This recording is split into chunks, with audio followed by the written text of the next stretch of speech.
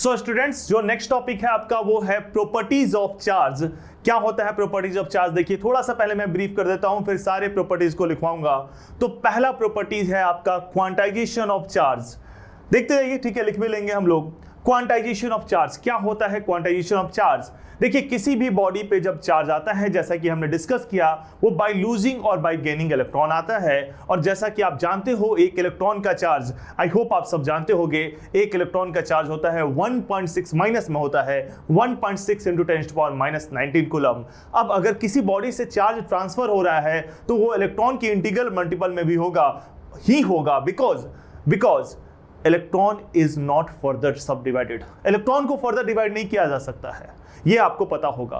तो अगर किसी भी बॉडी ने चार्ज गेन किया या चार्ज लूज किया, मतलब इलेक्ट्रॉन गेन किया, इलेक्ट्रॉन लूज किया, उस पर आइदर नेगेटिवली चार्ज आएगा या पॉजिटिवली चार्ज आएगा, वो हमेशा इलेक्ट्रॉन के इंटीग्रल मल्टीपल में ही होगा। लाइक 1.6 इंटू 10⁻⁻19 हो सकता है, 3.2 इंटू 10⁻⁻19 हो सकता है, बट 2 इंटू 10⁻⁻19 नहीं हो सकता है, because electron can not be broken into fraction. ये आपको पता होना चाहिए, इलेक्ट्रॉन फर्दर सब डिवाइडेड नहीं होगा। सो यही कहता है क्वांटाइजेशन ऑफ चार्ज, कि कोई भी पार्टिकल पे जो चार्ज आता है, कोई भी बॉडी पे जो चार्ज आता है, वो हमेशा integral multiple of electronic charge के बराबर होगा। थोड़ा एग्जांपल से समझते हैं वर्ड क्वांटाइजेशन का मतलब क्या होता है। देखिए, क्वांटाइजेशन वर्ड का मतलब मैं आपको समझा रहा हूं, फिर से एक बार क्वांटाइजेशन ऑफ चार्ज समझ लेंगे। वैसे तो आपको ये कंसेप्ट समझ में आ गया होगा, बट थोड़ा रियल लाइफ एग्जांपल लेते हैं। जैसे मान लेते हैं आप टेनिस बॉल खरीदने जाते हो, और टेनिस बॉल आप दुकान में जाकर वेट से खरीदते हो कि भैया 200 ग्राम टेनिस बॉल दे देना। एक टेनिस बॉल का वेट 200 ग्राम है, तो जब आपको एक टेनिस बॉल लेना होता है तो 200 ग्राम मांग लोगे, और दुकानदार को तो बेचना है, तो आपको पकड़ा देगा, ये लो एक टेनिस बॉल। आप जाके बोलोगे भैया 400 ग्राम टेनिस बॉल दे देना, तो वो आपको क्या करेगा? 2 टेनिस बॉल दे देगा। उसे तो सेल करने से मतलब है, 600 ग्राम बोलोगे तो 3 दे देगा। लेकिन आप जाके बोलोगे भैया आधा किलो टेनिस बॉल दे देना, तो वो मना कर देगा। आप बोलोगे 1 किलो टेनिस बॉल दे देना, 5 दे देगा। वो 5 दे देगा, बिकॉज 1 केजी यानी कि 1000 ग्राम डिवाइड बाई 200 5 होगा, 5 दे देगा। लेकिन जैसे ही आप बोलोगे कि आधा किलो टेनिस बॉल दे देना, वो मना कर देगा, बोलेगा मैं काट के आधा किसको दूंगा? आप वो जो वेट के साथ ले जाते हो, बाकी तो नंबर के साथ ले जाते हैं, और नंबर से ही उसके मतलब है, उसके नंबर का ही कॉस्ट है। सो आपको आधा नहीं दूंगा मैं, आप या तो 400 ग्राम लो या तो 600 ग्राम लो। सो उसने फिक्स कर दिया, आप लो वेट से हमें कोई मतलब नहीं है, लेकिन 200 ग्राम के मल्टीपल में ही लेना होगा आपको। सो उसी तरीके से किसी भी बॉडी पे, मतलब उसने जो टेनिस बॉल है उसके नंबर को क्वांटाइज कर दिया, वेट को क्वांटाइज कर दिया 200 ग्राम के इंटीग्रल मल्टीपल में। तो उसी तरीके से बॉडी पे जो चार्ज आता है वो इलेक्ट्रॉन के लूज या गेन करने से आता है, और इलेक्ट्रॉन का चार्ज होता है 1.6 इंटू 10⁻⁻19 कूलम। तो बॉडी पे जो भी चार्ज आएगा वो Ne के बराबर होगा, where N is the number of electron. So this is quantization of charge, ठीक है, और N इंटीग्रल मल्टीपल है, so N is capital in here. So I hope पहला प्रॉपर्टी आपको समझ में आया। The first property is quantization of charge, that charge on a body exist as a integral multiple of electronic charge। लेकिन यहाँ पे आपके दिमाग में क्वेश्चन आ रहा होगा कि मैंने तो कह दिया कि 2 इंटू 10⁻⁻19 कूलम पॉसिबल नहीं है।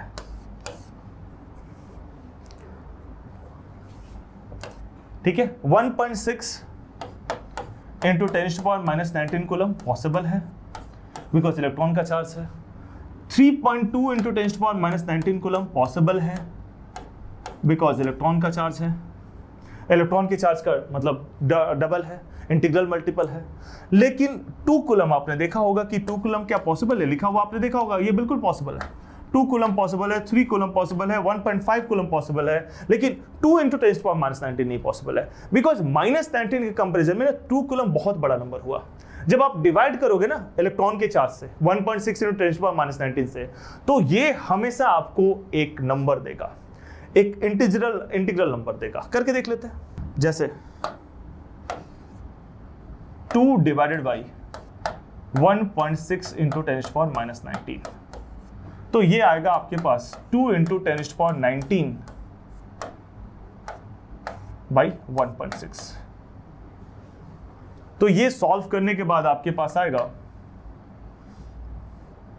इसे आप ले लीजिए 200 बाई 16, 2000 बाई 16 इंटू 10⁻17। 2 जीरो लिया, पॉइंट क्यू से, तो ये डिवाइड कर लीजिए 2000 बाई 16, एक इंटीजर आ जाएगा, देखिए साथ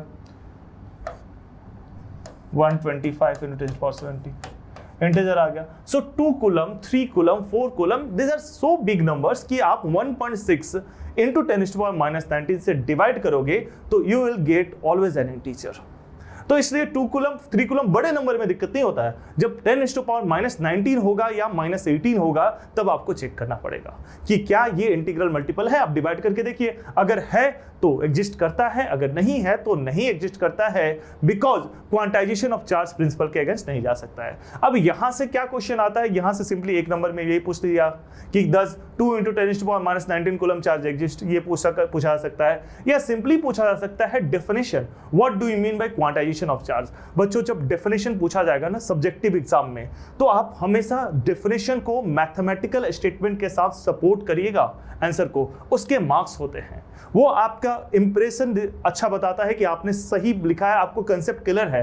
तो हमेशा कभी भी स्टेटमेंट पूछा जाए तो आप उसको मैथमेटिकल के साथ सपोर्ट कीजिए। लाइक आपने लिख दिया, it means that charge on a body always exist as integral multiple of electronic charge, ठीक है यहां तक, बट ये लाइन भी लिख लीजिए, that is q is equal to plus minus any where e is equal to 1.6 into 10⁻19। बस ये 2 लाइन का मैथमेटिकल स्टेटमेंट भी जरूरी होगा, even if the question is of 1 marks. I hope आपको समझ में आ रहा होगा आंसर्स कैसे लिखने हैं। तो चलिए आगे बढ़ते हैं। दूसरा प्रॉपर्टी, इनवेरिएंस ऑफ चार्ज। ठीक है, देखिए मास जो है वो वेलोसिटी पे डिपेंड करता है। आइंस्टीन का इक्वेशन आपने सुना होगा, E = mc², जहां से मास, अगर किसी का रेस्ट मास मतलब जो नॉर्मल मास है वो m0 है, तो अगर वो काफी तेज मूव करने लगेगा, उसका स्पीड ऑफ लाइट के कंपेरेबल होगा, मतलब एग्जैक्टली स्पीड ऑफ लाइट के बराबर नहीं होना चाहिए, उसका हाफ हो, उसका 1/4 हो, कंपेरेबल होगा, तो उसका मास, एक्चुअल जो मास दिखागा वो मास एक्चुअल मास से डिफरेंट होगा। मतलब कि m is equal to m0 √1 minus v² by c² होगा, जहां पे m0 रेस्ट मास है और m मूविंग मास है। So mass is a variance quantity. Variance quantity का मतलब ये हुआ कि mass depends on the velocity. Mass is a variance quantity.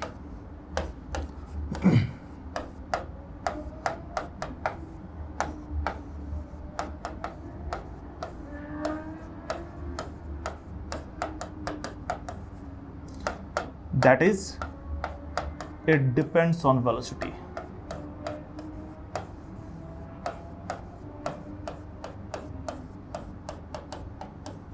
लेकिन वही चार्ज वेरिएंस क्वांटिटी नहीं है। चार्ज वेलोसिटी पे डिपेंड नहीं कर रहा। पार्टिकल का कुछ भी वेलोसिटी हो, पार्टिकल भले स्पीड ऑफ लाइट के बराबर मूव कर रहा हो, उसका चार्ज अगर 2 कूलम था तो 2 कूलम ही रहेगा। Charge is an invariance quantity. I hope आपको समझ में आ गया होगा। जस्ट एक लाइन के लिए ये जानना है, एक नंबर में पूछा जा सकता है। So which of the following are variance? Mass is a variance. Which of the following is not a variance या invariance? Charge is an invariance quantity. So next property है एडिटिव नेचर ऑफ चार्ज। ये तो बहुत ही simple सी property है। देखिए, जैसे एक system है, इस सिस्टम पे आप चार्ज देते हो, प्लस Q1 दे दिए, प्लस Q2 दे दिए, माइनस Q3 दे दिए, माइनस Q4 दे दिए। तो सिस्टम का जो नेट चार्ज होगा ना, आपने जितने चार्जेस दिए हैं उन सब का सिंपल अलजेब्रिक सम, मतलब कि नेट चार्ज होगा Q1 plus Q1 plus Q2 minus Q3 minus Q4। That is additive nature of charge. Charge on a body is algebraic sum. Simple सा फंडा है। आई होप आपको समझ में आ गया होगा। And the last property is, so last property discuss करने के पहले मैं आपसे एक क्वेश्चन पूछता हूं। जैसे मान लेते हैं एक बॉडी है हमारे पास, ये पेन को मैंने चार्ज किया, ये पेन का मास m है। ये पेन को क्वेश्चन ऐसा पूछा जाता है, this pen is positively charged, what will happen to its mass? ठीक है, the mass of this pen is m, it is positively charge. इसको मैंने पॉजिटिवली चार्ज किया, इसका मास क्या होगा? It will increase, it will remain same, it will decrease, can not say. 4 option है। तो जनरली बच्चे लिखेंगे इट विल रिमेन सेम। कुछ लिख सकते हैं कि अच्छा पॉजिटिवली चार्ज दिया गया तो हो सकता है पॉजिटिव चार्ज का कुछ मास होता होगा, तो लिख सकते हैं इट विल इंक्रीज, ये भी लिख सकते हैं। बट दोनों में से कोई भी आंसर नहीं है, यहाँ पे गलती होने के ज़्यादा चांसेस है। यहां पे आंसर जाएगा इट विल डिक्रीज। आप सोचिए थोड़ा क्यों जाएगा, बिकॉज मैंने सबसे पहले शुरू में डिस्कस किया कि बॉडी के पास पॉजिटिव चार्ज कैसे आता है, नेगेटिव चार्ज कैसे आता है। जब बॉडी को हम एक्सेस इलेक्ट्रॉन देते हैं ना तो नेगेटिव चार्ज आता है। बिकॉज देखिए बॉडी पे चार्ज आता है by movement of electrons, electron का चार्ज होता है नेगेटिव। अगर हमने बॉडी को इलेक्ट्रॉन दे दिया तो उसका चार्ज हो जाएगा नेगेटिव। अगर हमने उससे इलेक्ट्रॉन ले लिया, उससे इलेक्ट्रॉन हटा दिया तो उसका चार्ज हो जाएगा पॉजिटिव। उस सिचुएशन में नंबर ऑफ नेगेटिव चार्जेस कम हो जाएंगे। तो अगर बॉडी को पॉजिटिवली चार्ज किया गया है मतलब उससे कुछ इलेक्ट्रॉन रिमूव किया गया है।